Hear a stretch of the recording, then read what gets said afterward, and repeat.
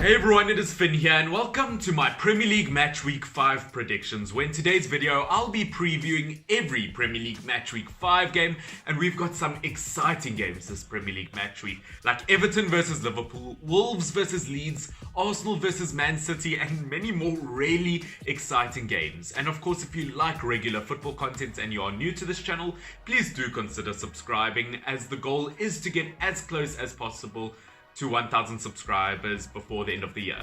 The first game of this Premier League Match Week 5 is going to be a huge one, as it is the Merseyside derby, one of the most famous rivalries in football world history, Everton versus Liverpool. And I think this is going to be one of the closest ever Merseyside derbies we have seen in a very long time in terms of quality on the pitch. And as you guys see, I think Everton stand a really good chance of winning it this year. And I think a lot of it comes down to that midfield battle. I obviously think Everton are going to win it.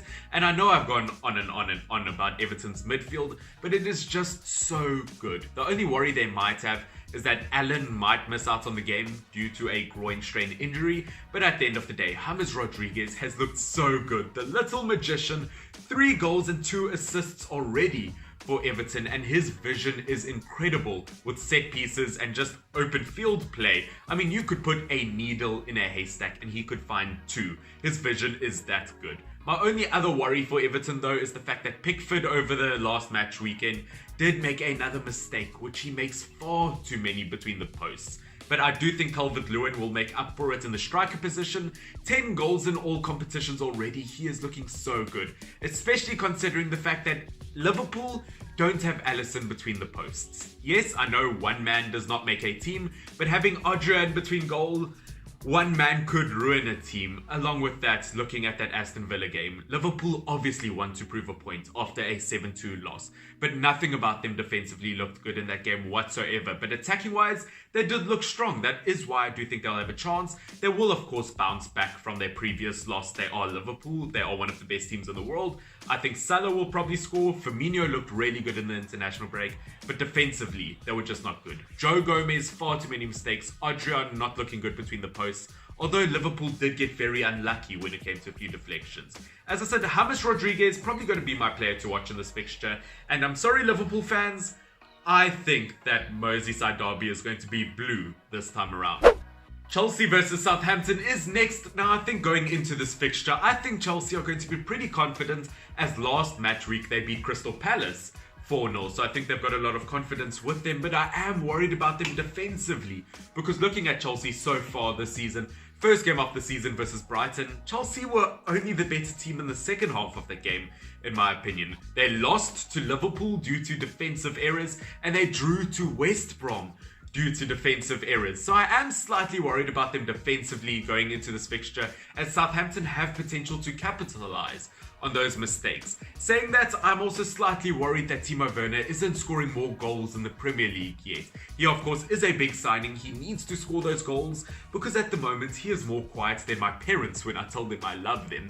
But at the end of the day, I still think Chelsea are going to get a pretty comfortable win overall compared to Southampton, because Southampton, so far, majority of the times, it is just a one-horse race. Danny Ings sometimes is the only player pulling the strings. But I will say, in the Southampton's previous game versus West Brom, they really did pick up on form. I thought it was a better team performance. I think McCarthy looked really good in goal, but they allowed way too many chances. And I think that is why Chelsea is going to win. And my player to watch, I want to say Mason Mount, as he has looked excellent lately and he has done really well in the international break. But I will go for Kai Havertz, another attacking midfielder, for the same reason I would have chosen Mount. He is looking deadly so far in the Premier League with pinpoint crosses, and for Germany in the international break, he is looking like a superstar. The third game of this Premier League match week will be between Manchester City and Arsenal, a huge game, and I think this time around it is going to be incredibly close, because looking at this fixture in the last year or two, Arsenal has really stepped up their game and they are not looking bad versus Manchester City as of late when they do play against each other. But as you guys can see, I have given Man City a 2-1 win, because looking at Arsenal, I think they have the same problem as Chelsea is having.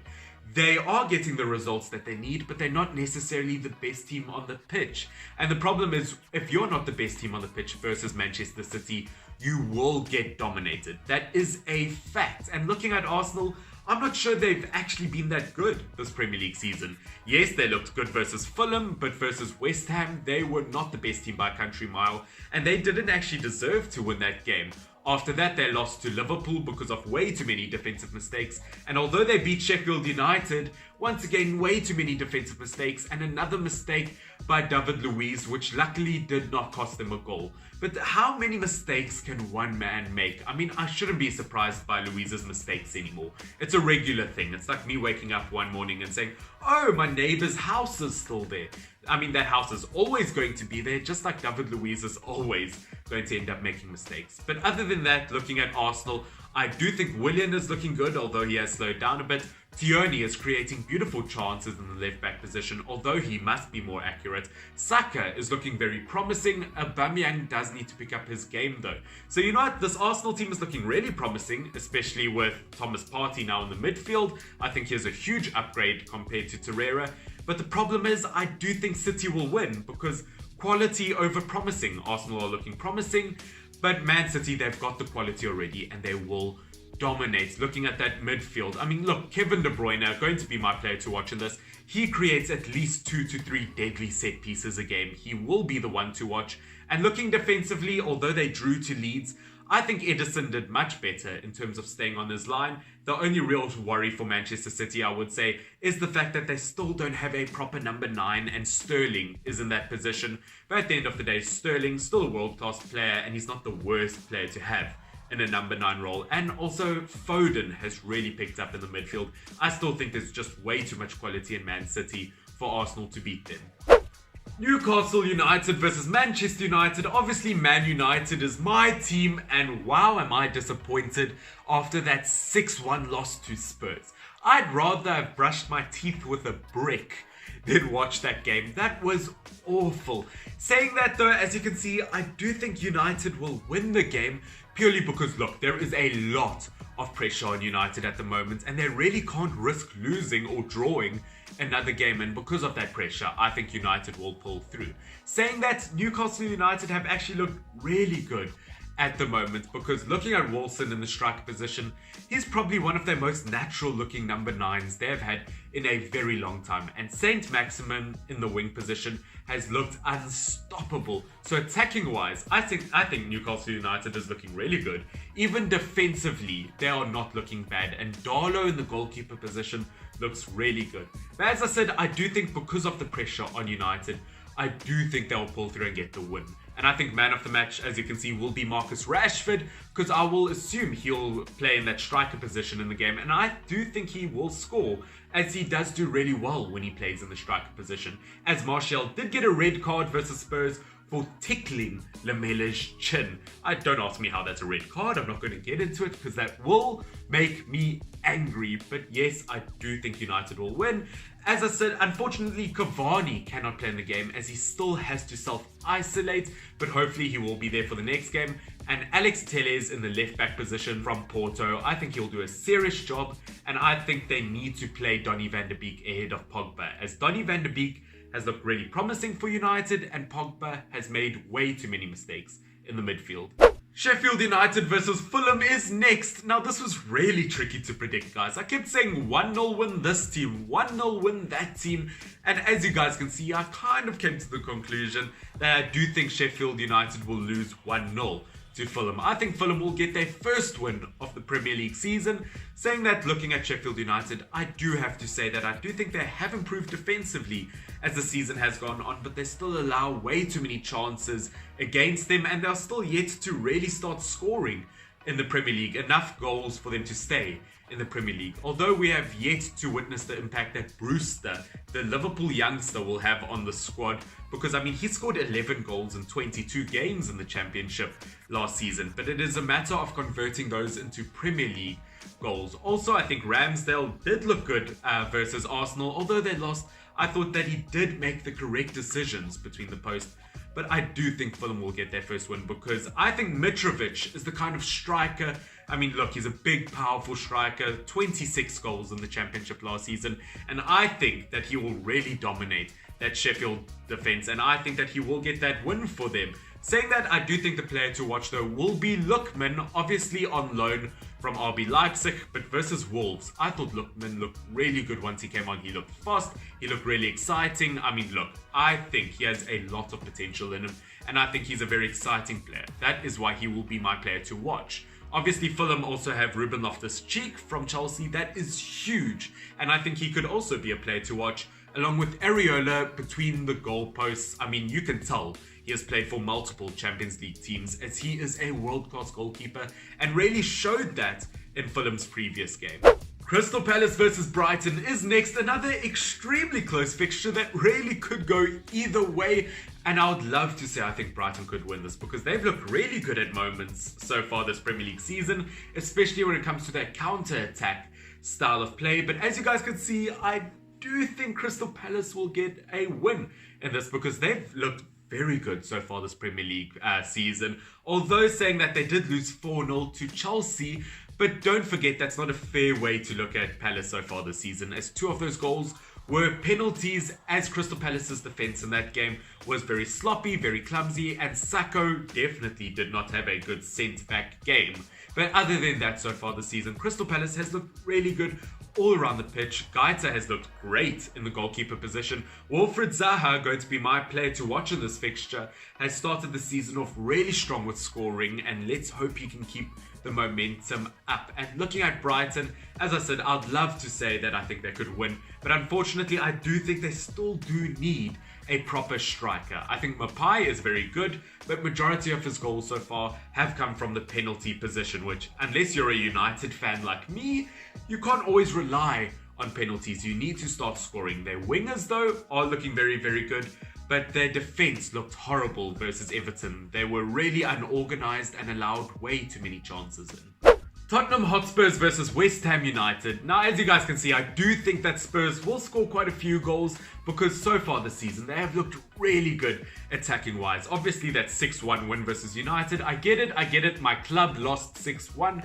My heart will never recover. But as a rival fan, I do have to admit that it was a treat to watch Spurs' attack. I thought their midfield did really well to move the ball forward. I thought their fullbacks did really well in the game. And obviously attacking wise, I don't have to say too much. Harry Kane, weirdly enough, has done really well with getting assists this Premier League season. And Heung-min Son, considering he had a hamstring injury versus United, looked world class, which sadly versus United is not that tough as of late. And even earlier this season, Heung-min Son, 4 goals past Southampton.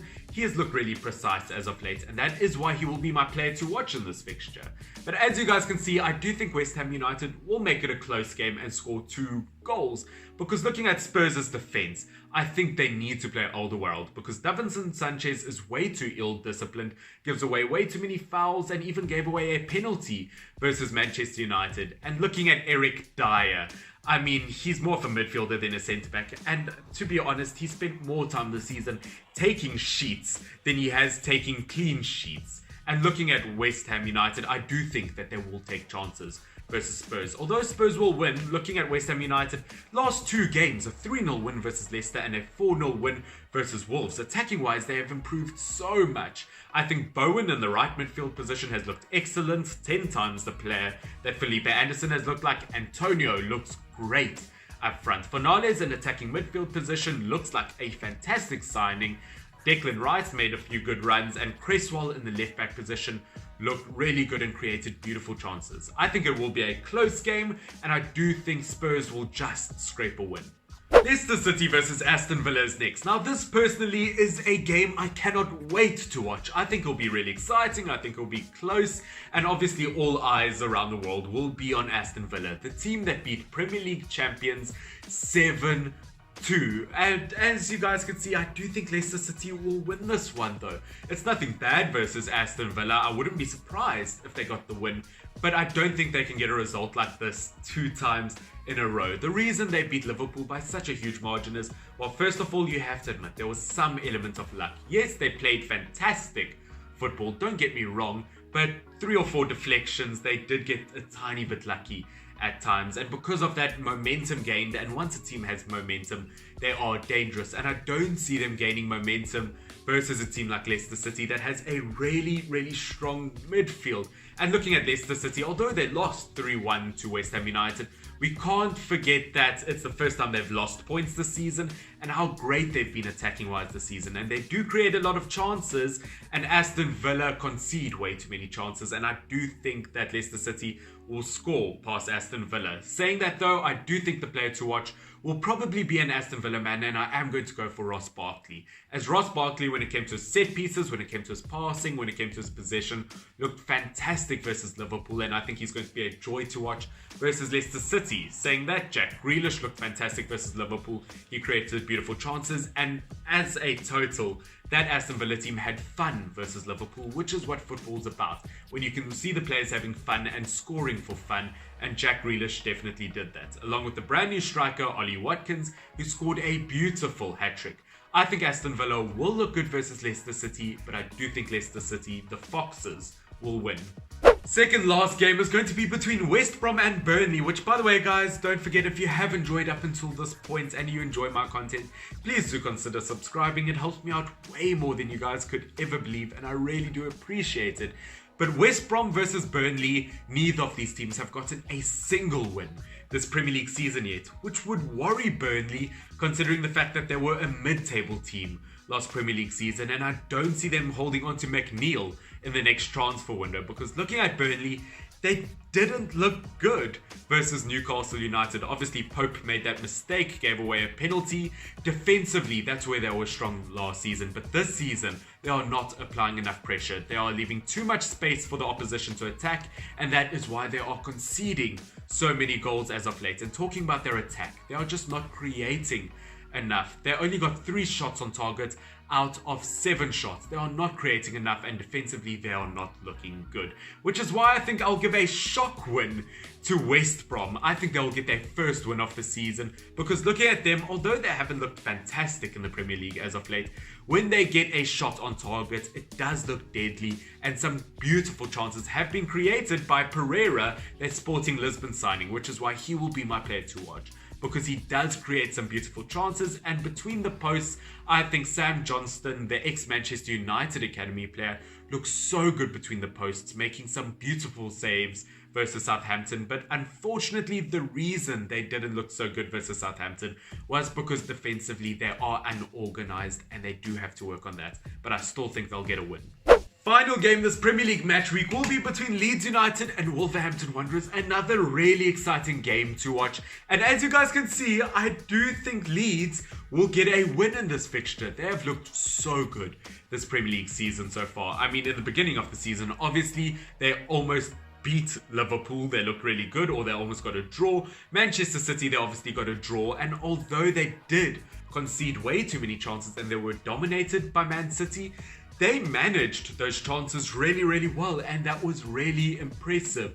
And the reason I think that they will beat Wolverhampton Wanderers is because looking at Wolves, I mean, they have not done well against good attacking teams this season. Versus West Ham and Man City, they were heavily dominated, and that has taught me that Wolves don't do well against good attacking teams, and I definitely view Leeds United as that. In terms of a player to watch, it has to be Helder Costa, as he is a former Wolverhampton Wanderers player. Obviously, he was loaned out to Leeds United last season, now a permanent deal, I believe, and he has already done so well in the Premier League this season, and he creates beautiful chances and has to be my player to watch. I do think Wolves have to step up their game if they want to retain their Europa League spot on the Premier League table that they've been getting season in, season out.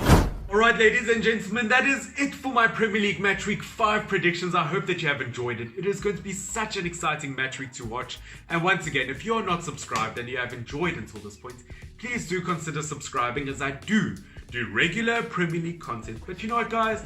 As usual, I do love and appreciate every single one of you. Stay awesome. Bye.